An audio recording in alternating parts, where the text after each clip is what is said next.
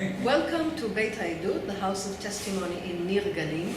The word Nir means a plowed field, so that you can put seeds in it. And our fathers and mothers who came here at the age of 19 up to 25 maybe,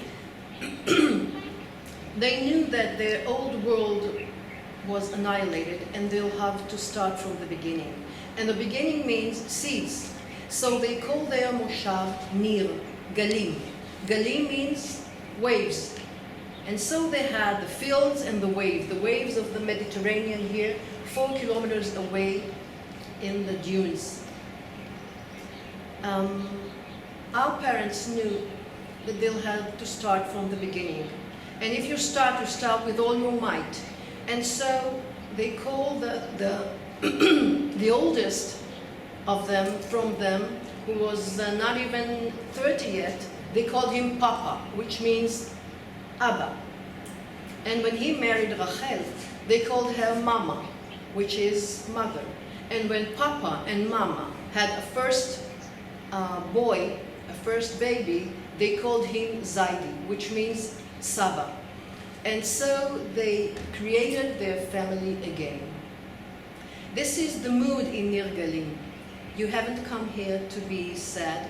You came here to be happy and to remember and to come out a little even taller, just like me. So 3 words were chosen to welcome you, and the words are here. And this is why we came out, because I can sweat inside as well. The words are Ed Hagal Hazeh, which means this be our witness, and the word Gal in Hebrew has so many meanings. It means, Gal means discover, with an exclamation mark. Gal, discover, tell us. It means a wave, and the waves are just not far from here.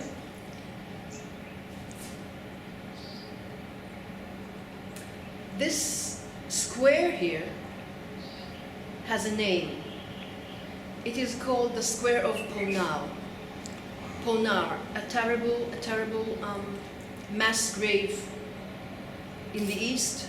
How lucky we are that none of the people in my moshav know what it means. That this square has a name. And this square is limited by 3 beautiful statues. If you want to look at them, I'm not going to this one. Well, the first one is there between the trees. It is made of 2 basaltine stones touching each other, and the sculptor called it separation. The other one is here, hard to identify, but it's maybe people glued together. Down there at the pink side, at the pink bottom of the statue, the sculptor put a pacifier, a motzets, and sunglasses. And this is called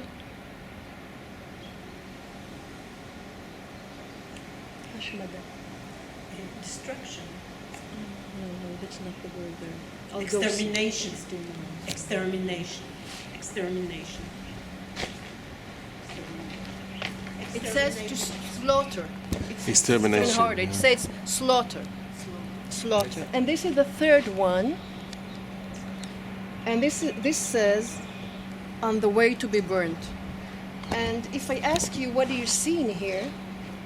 People see many things. Some people don't see anything but a stone. Faces. You see faces, you see profile maybe, and people see 3 profiles, one from one side and 2 profiles are on his back. Other people think that this is a heart. Others think it's stairs to heaven. Others think something's written there. But knowing the fact that he wrote to to be burned, on the way to be burned, it means that I must think that this is one of the Jewish Sonderkommando people carrying corpses on his back to be burned. How lucky we are that none of the children here knows the name of the square. And how lucky we are that this tree here, this Etz Tamar, behind it is the swimming pool of Nir Galim. The palm. Yes, the palm here. And it's a summer day, and children and adults and our parents go out from the swimming pool, and here on the stairs of this square, everything starts from the beginning.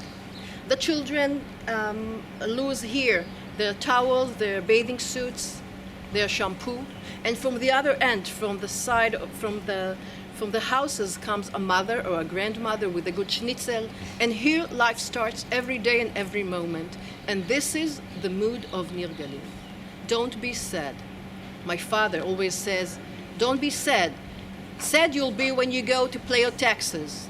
Here you have to listen, to learn, and to love everybody and love your life.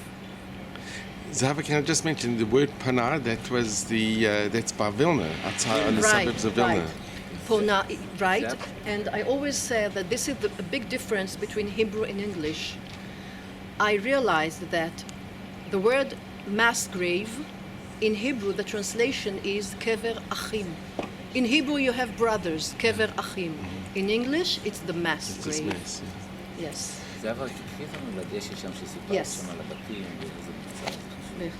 So now we go on. Stairs ahead. יש שם Take צל. care. Please look. Okay. There are steps here, please.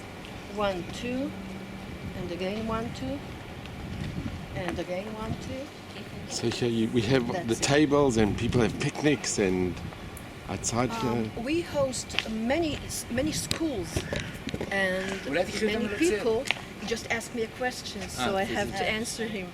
And this is when they want to rest before the start, or in the middle. They like it here, and yes, it's olive trees. Everything is combined together. We are full life. מאוד יפה פה. It's also nice is if one thinks with Panar, it also was in a forest. Yes, And here you have a little like a forest. living forest, but something very good, something very positive. Yes, Ponar was a kind of forest where people went for their picnics. Yeah. I'm sure.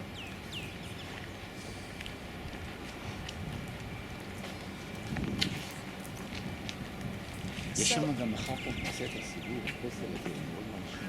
זה של של הדמעות? כן. ובבית הכנסת שיש לנו גם היום דברים שחשובים להביא. אם אני מסתכל על החופים. This is in memory of the Bnei Akiva members. who did this.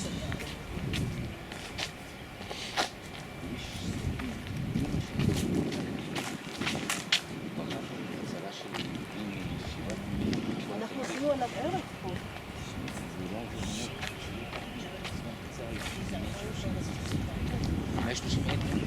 פה זה הולך באלפים. למי גם לא יודעים? מי הבין את זה למי? אני חושבת שלא אפילו להעמיד סנטר. Okay, this is lovely. מי החליט? Okay. A sock. Life is going She's on. going to the pool. Or coming back. ואיפה את רוצה לעמוד? נראה לי פה. So יפה מאוד. So this is Nir Galim, and this is what I call bimat hakavod. How would you say this? Honestly. The stage of the Of honor, honorable. yeah. Yes, because here you see this is this place has a name. The street has a name. When I was a child here, I was born here. No, we didn't have names for the streets. Everybody knew where Goldberger is, behind the Bet Knesset, etc. We didn't need that. But when after 60 years or 50 years of the Moshav, we needed a new life. And then came the extension part, which brought again children to our Beit Knesset, to our kindergartens, to our mikveh, and they needed names for their streets. So this is called Rehov HaMeyasdim, the Establishers Street, and it's a very long one from there, which we don't see the beginning, to the end, which we don't see as well. And here live some of the establishers. The pioneers. The pioneers, our fathers and mothers. And so, well, maybe we'll start there, where the small white car is, because there lives Magdi. Magdi Ungar, and Ungar, she comes from Hungary. 95% of the establishers are Holocaust survivors. From them, 95% are Holocaust survivors from Hungary. So Magdi Ungar was 12 when she and her family, they came in the train, and when the cars were opened from the outside, of course from the outside, her mother tells her, Magdushka, jump, see, go there, see how your grandfather survived this terrible journey. And the girl jumps, and she looks for her grandfather, but the Germans opened all cars at the same time. So thousands, sometimes 3,000 Jews were stepping out on the corpses who fell from the cars. And she doesn't find her grandfather and doesn't find her mother as well. She was 90 last Pesach. She still goes with students to Poland. And according to the schedule of this school, when the time comes and she has to stand on the rails, she tells the students, today I dressed very nicely. Today on the rails, as כאילו, as if I'm meeting my mother again. That was farewell. The other house there belongs to Yona Taub. Yona Taub was born in Germany. And not only in Germany, but in the capital, in Berlin. And her father was a very cheeky Jew, and he opened a wonderful cafe at the heart of Berlin, at the heart of Germany. She was an only child. There lives Meir Kaiser. He was born in Holland, in the Netherlands. There too, it's not only famous for its canals, for its waterways. Canals or waterways, or the new beautiful tulips. Mm-hmm. It is also the country who gave the girl who wrote a diary, Anne Frank. Each house of our parents has a story. But let's end it here. There lives Naomi. Naomi called us all. She named us all. We all had one name. She called us Chilogom. Chilogom means my star. Chilogom, you want a cheesecake? Chilogom, come make your homework with me. Chilogom, come visit my child. It's not that she didn't know our name. Everybody knew everybody's name and everybody's relatives. They used to have their vacations here every summer. But she called us Chilogom. And when you are called Chilogom, when you're young, then heaven is the limit. We were the stars, and we could go anywhere and do everything because we got so much love. It took me so many years to become a guide here in the museum and to realize that Chilogom is hugging, is my star, but Chilog by itself is the star that you have to put on the front and on your back just because you're Jew. The yellow star. Right. And my parents live on the other end of the Moshav, not on the Establishers Street, with others. And on the Six-Day War, 1967, when I was 9.5 years old, we were asked to move from our house. My father was in the army, just like everybody, was drafted with all men, and mother and two girls, that we had to move to Yona's house because it wasn't safe enough to be at the edge. And this beautiful grass lawn wasn't grass anymore, but was dug for canals like this, Trenches. so that if the Egyptians start bombing us, somebody will survive. And of course, the Six-Day War, it was a 6-day war, and for us, a big victory of life, A miracle. a miracle. Yes. תעשה הפסקה רגע, זה לאקסטרס, זה לדירקטור. לחיים, חיים. Chaim. תודה רבה.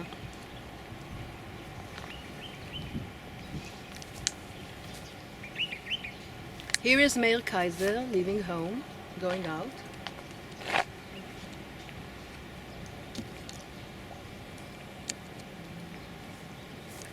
When young pupils come here, they ask if it's real, if the story is real, and of course it is.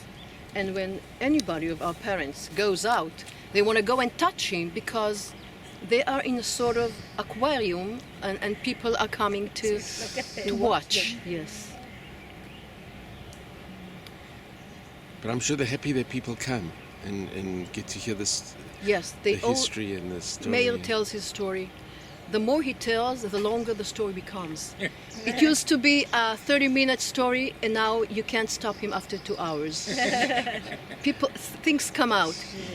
And this is our Beit Knesset, the heart of Nir Galim.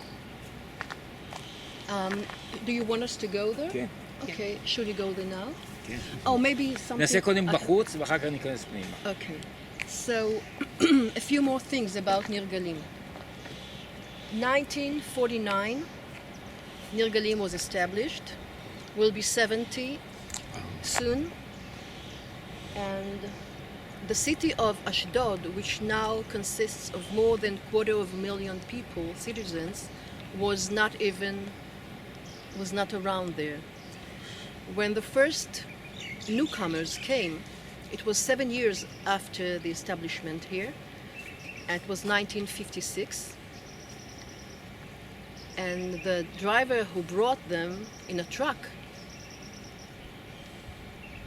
came through the dunes and asked our parents, "Could you tell me where Ashdod Yam is?" And they said, "There is no Ashdod Yam.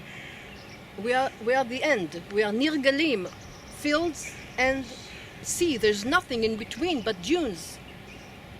And he goes on, and he says, I have newcomers here from North Africa. What do I do with them? And he goes on and he stops there, and people go down from the truck. North Africa, it was people purely from Morocco. And they come down and they kiss the sand, and they realize that Jerusalem has a sea. And this is the first time that they realized that maybe something was wrong, and they were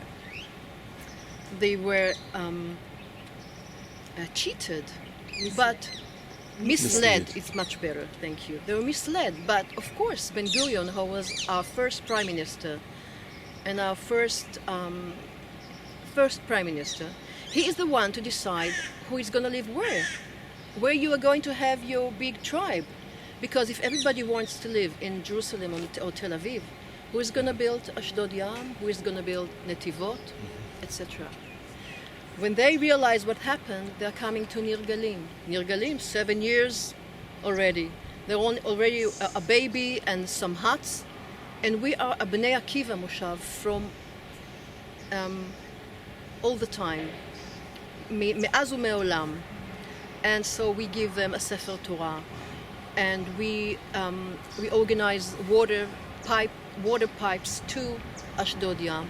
And the most beautiful thing which I remember as a child is the grown-up girls of Nir Galim at the age of 6:30 maybe, six and a half, dressed as Esther Amalka on Purim, all sit on a platform connected to a tractor, going through the sand, the dunes, going to dance in the street of Ashdod Yam. And mingling was so successful that today most of the extension part of Nir Galim was coming from Ashdod, and we lived together. 1961 in Nir Galim, trial of Eichmann. How come none of our parents was brought to give evidence? How come? Jerusalem was very far. They were busy with their fields. And Dugo, my father, his name is David. Avram Duvet, Dudio, Dugo. One hand on the wheel of the tractor, another one's holding a radio, a small radio, listening to the trial. Everywhere, people stopped what they were doing for 9 or 10 months to listen to the trial. Not to watch. There wasn't any TV still in Israel until 1968, after the Six-Day War. And there my father listens to something that just, he's overwhelmed. He stops the tractor and listens. To the stage comes a witness, his age, they were 31 at 1961. And he tells about 4,000 Hungarian children and about Mengele coming and picking one of them to make a selection. According to his height, they put makel, a stick, which made sort of a Standard. a gate of football. He calls it a football gate. Goal. Like Go. a post. A post. And according to this height, the 4,000 boys have to go.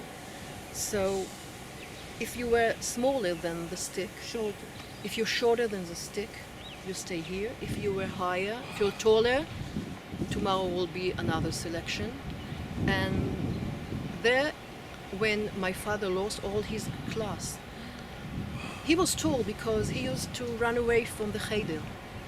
He used to go to the market and in his town, in his Hungarian town, and help old women carry a basket to home, a watermelon which was too heavy. He grew very fast. His hands got muscles, his neck widened. When the Germans came in 1944, he was 14 and he was tall, and of course genes made something. So he was above the height. So my father, Dugo, listens to this and he says, that's my story. It was all true. It was all true. They meet, the witness and my father meet only when they are 80. They knew about each other. Everybody has his own mission with his sort of audience. My father started to go to Poland. This witness, Yosef Kleinman, who is still alive in Jerusalem, didn't. And they went to some Shabbat in Jerusalem, winter, and they are both Kohanim, and when they raise their hands, you can't ignore the number, and they fall on each other. And my father asks him, Yossi, you're that small. How did you get away from this stick? So you survive because you're small, but you get away from the stick. You survive because you're tall, like Dugo, who ran away from the Haedut whenever he could. You survive because you're obedient. When they tell you to go to the right, you do, and when you go to the left, you do. Or if you're rebelling, This is why you survive. You survive because you have an extra fat. You have some more kilograms to hold you in bad days. Or you survive because you are that thick and that thin, and you go in all wherever you want. And if you add God to this story, then you survive. 1975 in Nir Galim. The city of Ashdod Yam is called Ashdod, and it spreads, and a big industrial area is built just north of our moshav, and you can see it all over. And one of the chimneys, You can see over there. you see it, Yeah, you can see the chimney. Yeah. the chimney I'm talking about is 2 kilometers from here, but you can see the others. Yeah. And one chimney is a refinery of oil, which does this work for the new port of Ashdod. A new port is built, and the refineries work day and night. And a flame goes out from this chimney, and our parents start spreading, and the word because Dugo tells Shraga, and Shraga tells Eliezer, Eliezer tells Rachel, Rachel tells Esther, tells Sarah. A whisper above our heads, what is it? And then my father, Dugo, for the first time, writes half a page in the local newspaper, and he says, this is for you 14-year-old boys who live here. And he names them, Yossi, Avishai. We were 14 there, and the chimney above our heads. We were 4,000 children. And Mengele said, in Birkenau, children come out, children leave Birkenau only through the chimney. So this is why we cannot sleep at night, my father writes. Because we managed to forget a little bit.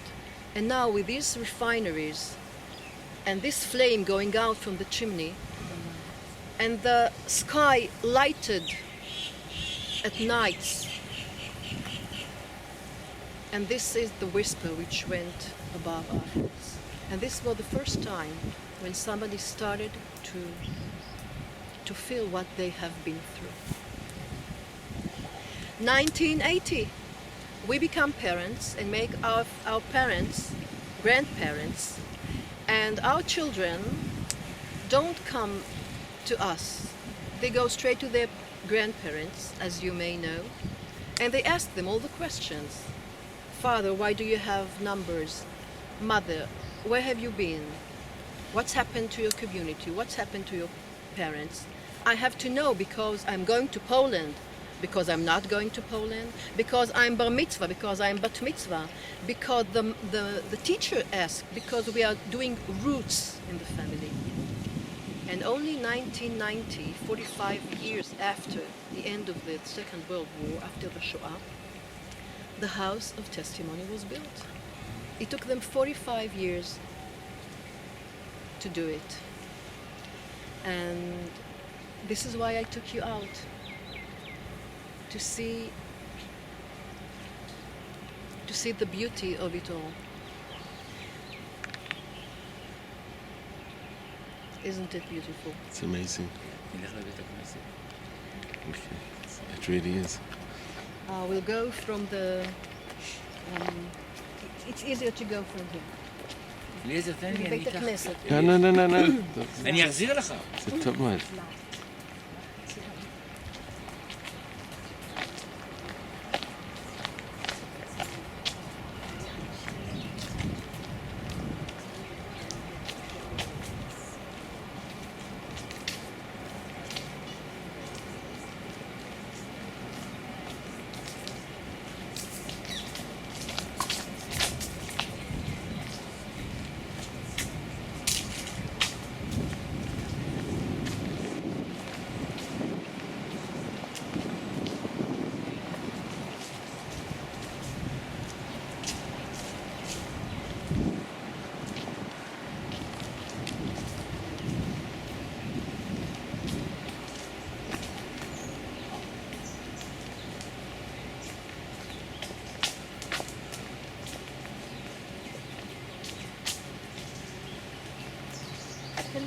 shortcut? Sure. Okay, going to go from here.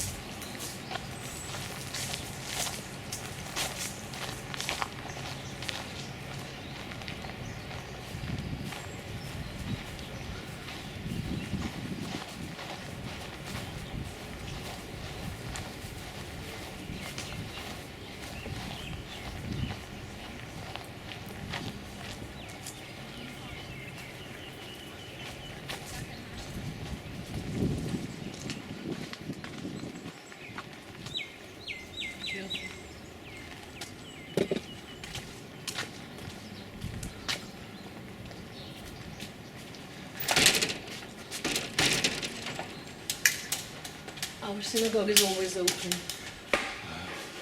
Yeah, let's go enter from here.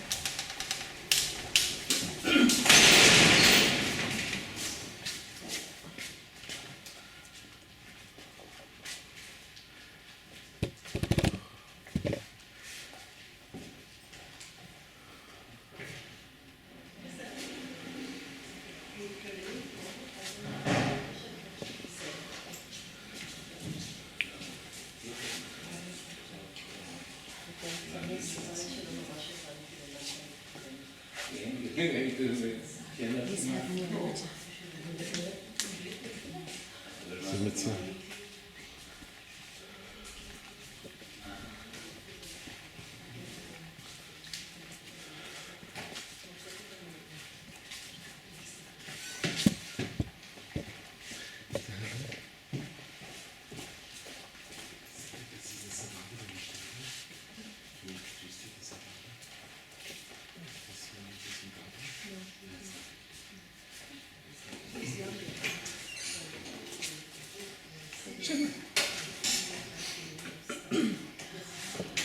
You gonna speak in the Bima?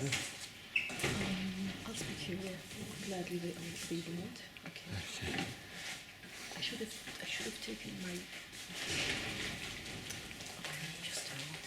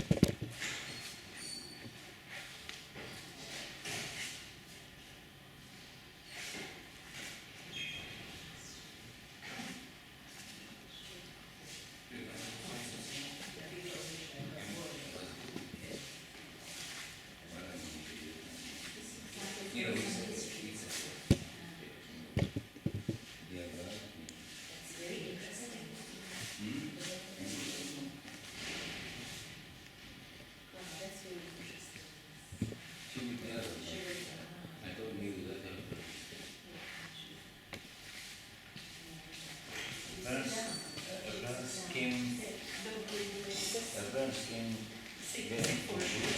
today morning. She was Oh, I see. she went to she married very sick. But maybe she the father can come. Maybe she needs the effort to come too. So she went out to talk to them. So we start. This is the synagogue of Nir Galim, the central synagogue.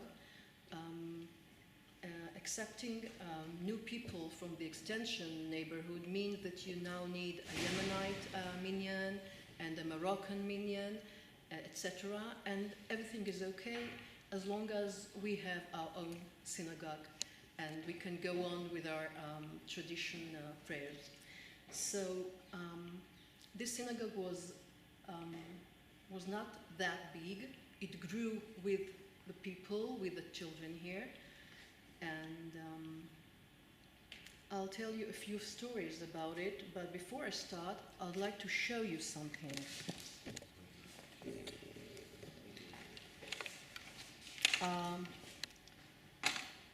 this little shelf here for the Chazan looks like what?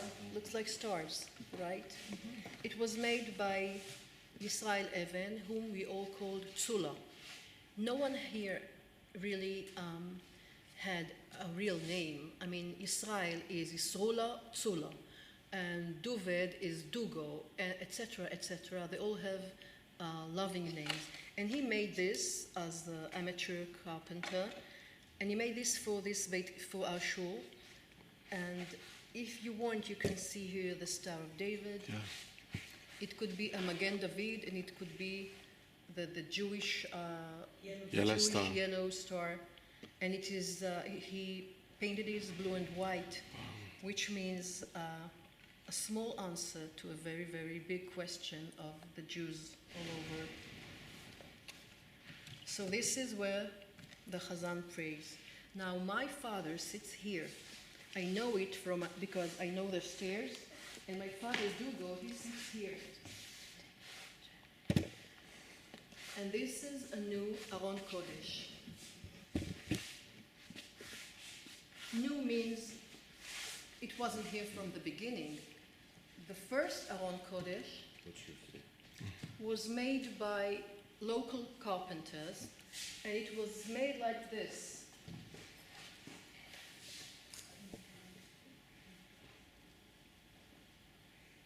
But then one day the Sifrei Torah was stolen from the old Aron Kodesh, and the insurance company told those who are in charge of Beit HaKnesset that the Aron Kodesh must be replaced to something bigger and safer. And so they decided to take the old Aron Kodesh, which wasn't very high and wasn't that wide, and was made with stripes, of wooden stripes like this, move it to another minyan, and get a new one. But when they tried to disconnect the Aron Kodesh from the wall, it didn't work. Finally, they had to break it and to dismantle each stripe. And of course, the stripes and things were put in a gniza, where you put Gnize. in the gniza where you put pages of Sifrei Torah, etc. And I say, if the insurance company people had known that our Aron Kodesh would stick to his wall just the way our parents stuck to this sand, they wouldn't have even started this thing. 2 months later, died the carpenter who made it, the Holocaust survivor carpenter. Of course, he was 90, but I'm a writer. I know how things work. And 2 months later, died the man, he was 94, who made these windows.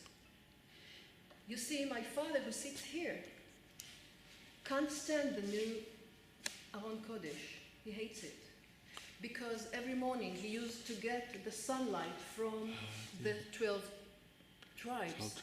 He used to get it from Reuven, Shimon, Levi, Yehuda, Yisachar, Zvulun, Dan, Naphtali, and Binyamin. And now here, where he sits today, 3 tribes are gone. Because it's impinging on it, yeah.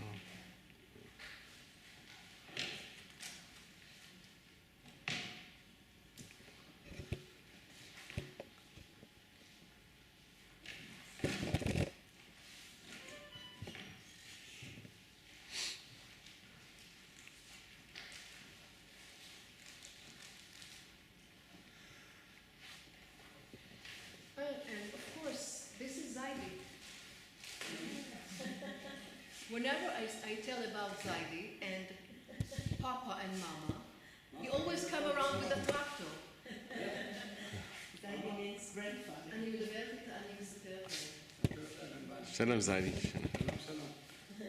ברוכים הבאים. How old are you?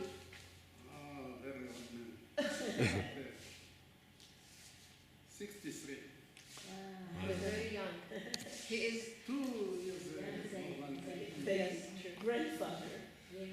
Whenever I talk about his father and mother and the good mood of our parents, he always comes around with a tractor. It happens, and I was sure that today he's not working, but see, things happen. Shabbat shalom. תודה. אחים שלך? לא, אורחים של בית העדות. אורחים שלנו. בסדר. Enjoy. תודה. שבת שלום. Shabbat shalom. סבא, אני לא פה, אז תטפלי בעניינים. מתי? אני מקווה שהתיק אוקיי.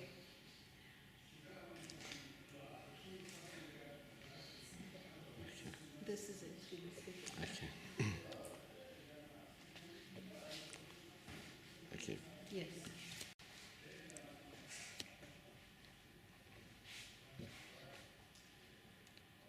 This parochet, this curtain of Aron Kodesh, was put here after the Yom Kippurim War.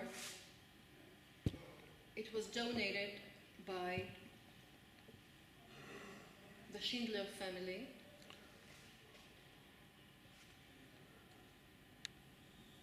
to the remembrance of their son who died at the Holocaust, and their son who died as a gibor, as A hero. a hero in Israel here in the Yom Kippurim War, and their grandson who died at the same war. And are they members on the kibbutz? On the moshav? The old people died already. Everybody loved them here because they were the oldest. They called him Yoel Bachi, Schindler Bachi, and they kissed his hand every time. I remember my father loving the fact that there's an old man in the moshav. When he passed away, his son Shevach took hold of remembrance, and when Shevach passed away, his son Yossi took hold of remembrance. And we have more families here who lost their dearest in the wars. Just a month ago, died a father who was. It's a whole story. Maybe I should tell it outside. This man who died exactly a month ago, it's the Shloshim right now. He lost his son in a tank close to Gaza at the eve of Rosh Hashanah, 13 years ago. He himself died just a month ago. His parents are still alive, Holocaust survivors, and they live just here on the stage of the Honorable. So they lost a son and a grandson. Yes. The grandson was first, and then the son a month ago. He was 66. The name of the son of the soldier was Aviad. And so we have many small Aviad all over who came, like flowers from his sisters. And this is how all of us live. Sure. Amazing. Okay.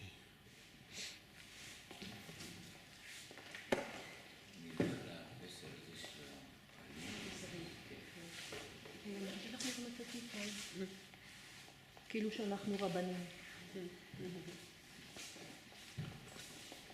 Just watch this. Very tricky. Please. Before we left the synagogue, we were talking about Aviad, a soldier in Galim, and now we're standing just across a sign which says Bishvil Aviad. Bishvil Aviad in Hebrew, it has two meanings. One is for him, and one is on his way. We are going his way. And Aviad is the name of this soldier, whose grandparents are still here, alive, and whose father died just a month ago. And this is just to remember wherever you go, wherever you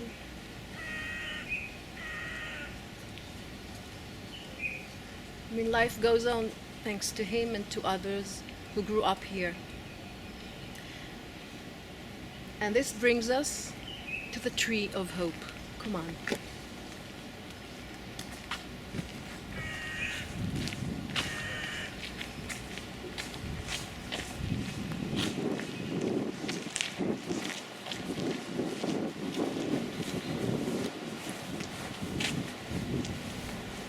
Unfortunately, there is a whole scene in front of it.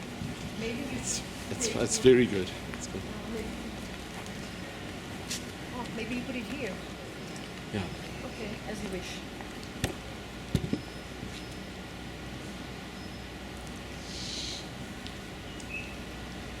Okay, so here. You see, life goes on, and people don't really know what's more important. This tree, this statue, which is called Holocaust and Survival, is now surrounded by life. There was a party here. There are tables and all those sorts of things, which in a fine museum, in a life is just through us. בסדר גמור, בסדר גמור. And everything is mingled. And if you understand that life is mingled with everything and is stronger, then you accept the scene. So this is called Hashoah veHatkuma, was made by a sculptor called Kati Paldi, and she is a Hungarian survivor. And there used to be 6 איך אומרים דלעת? דלעת. Is a pumpkin, like a Yes. that is a It's made of pumpkins, like yes, yeah, dollarit, like yes. pumpkin. But there were 6 tiers once, Yeah. and now there are only 4 because one just fell. We're on a vacation now, and the children are on a vacation too. So it may look better in a month or 2, as I hope. Oh, and here is Leah Lanzmann. This is our survivor too. Shalom Leah. Going to the swimming pool. Okay. Going to the swimming pool. Oh, that's so nice. She used to give testimony in our house, and she, about 5 years ago, she asked to stop it because it takes her down, and it was too much for her. So going to the swimming pool with her helper is always good. And I owe my strength and my talking to them because they give us, they straighten our backs. And so here is a tree which was taken from somewhere in Europe or maybe North Africa and rooted from the other direction in the land of Eretz Israel because its roots are up. Oh, it's other. And they are cut because we don't know who were our parents, grandparents. We sometimes don't know what happened to them. We carry their names during the generations, but we don't know much about them. And so the tree shed tears. And the trees go down, and a new plant It's just amazing. starts. Wow, it's very symbolic. Wow.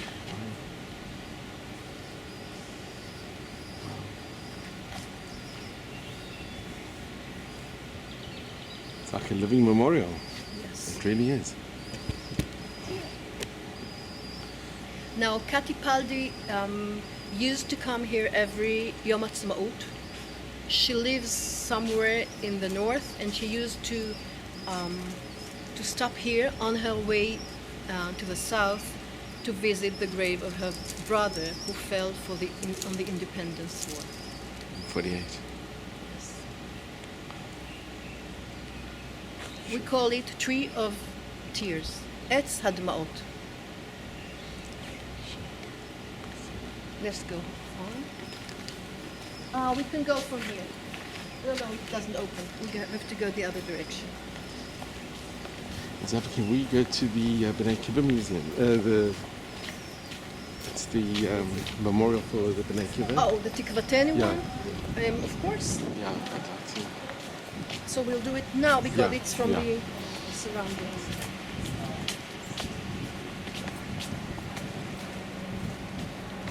We go, oh, you want to look all the way or No, it's good. 1, 2, 3?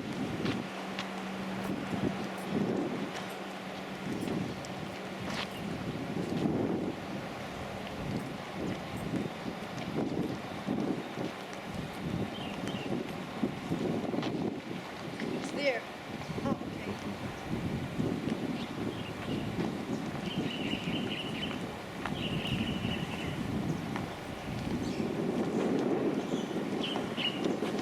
Sculptured by Mark Meller. You see the pacifier there? Yeah, you do.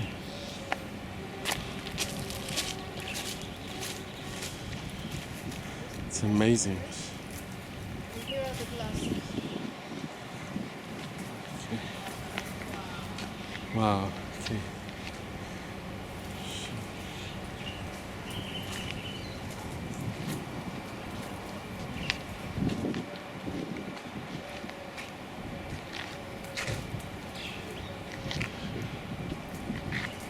רוצה לצלם את ה...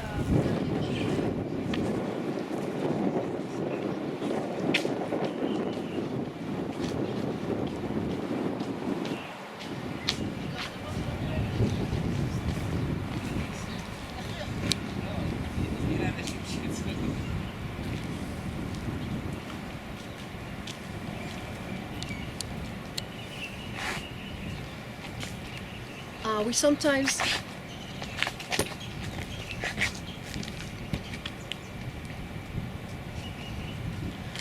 sometimes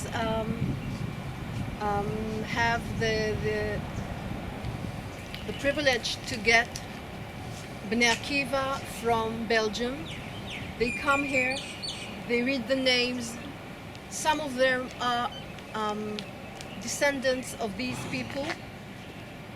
And this is for the memory of Bnei Akiva, Antwerpen, Belgium.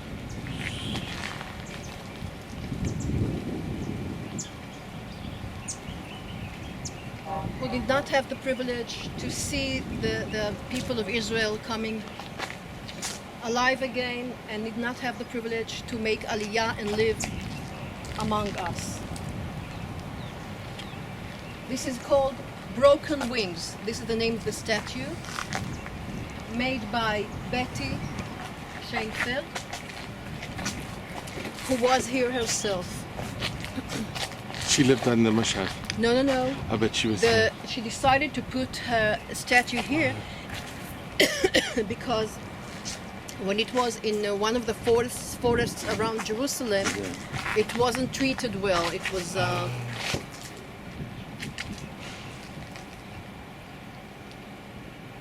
So this was replaced from... right. Oh, okay. Exactly. And it's very significant being on Bnei Akiva Moshav and Right. She the chose testimonial us. house. It was a very good choice. Yes, it is. So the young people come here and they take pictures and they point at their ancestors and they know that they have an address to come. Very special. And this statue over here.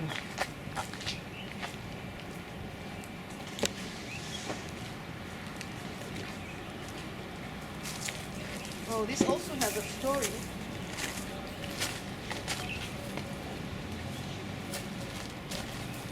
You see in here,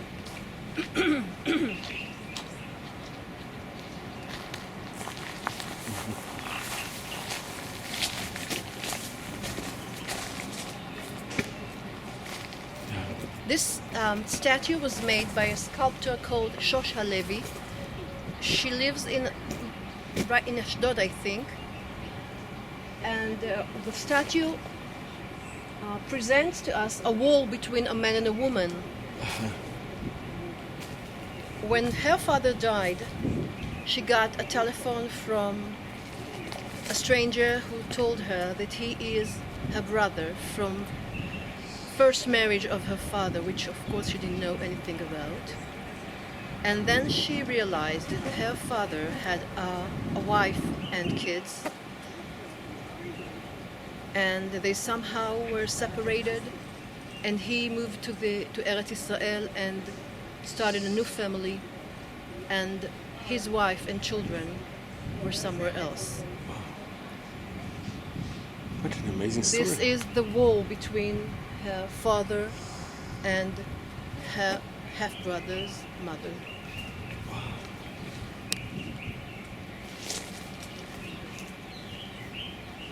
And she connected with the brother? Yes, yes. That's wonderful. He looked for her when their father died, and then he told her the story.